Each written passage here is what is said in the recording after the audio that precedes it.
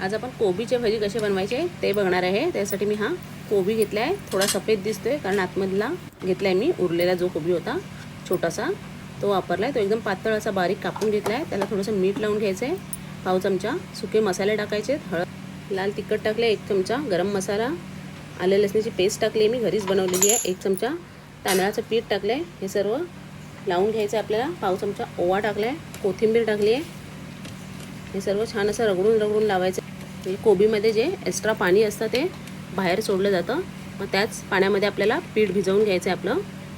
आता आपण 2 चमचे बेसन टाकणार आहे। बेसन हे गरजेनुसार जसं लागेल तसं 1-1 चमचा वाढवायचं आहे। बेसन टाकून पण आपल्याला छान असं मिक्स करून घ्यायचं आहे। जास्त सुकं वाटलं तर थोडंसं हाताला पाणी लावून घ्यायचं आहे आणि छान असं रगडून पीठ मळून घ्यायचं आहे। कांद्याच्या भजीला जसं पीठ भिजवतो तसं भिजवून घ्यायचं आहे। असं आपलं कोबीच्या भजीचं पीठ तयार आहे। तेल पण आपलं छान तापलं आहे। आता हे कांद्याची भजी जसे आपण सोडतो तसेच कोबीची भजी 1-1 छोटे सोडणार आहे मी। जर तुम्हाला हाताने जमत नसेल चमच्याने सोडलात तरी चालेल। छान असे क्रिस्पी आणि कुरकुरीत होतात हे भजी, कांदे भजी सरेच नक्की करून बघा। आता हे दोन्ही साईडने आपल्याला छान असे परतून घ्यायचे आहेत गुलाबी रंगावर।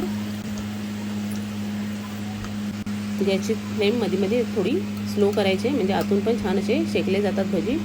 हे आपले भजी रेडी आहेत कोबीचे, काढून घेऊया। कशी वाटली तुम्हाला ही कोबीच्या भजीची रेसिपी कमेंटमध्ये मला नक्की कळवा। आवडली असेल तर एक लाईक शेअर नक्की करा। चॅनलला नवीन असाल तर सबस्क्राईब करायला विसरू नका, म्हणजे असे छान व्हिडिओ तुम्हाला बघायला मिळतील।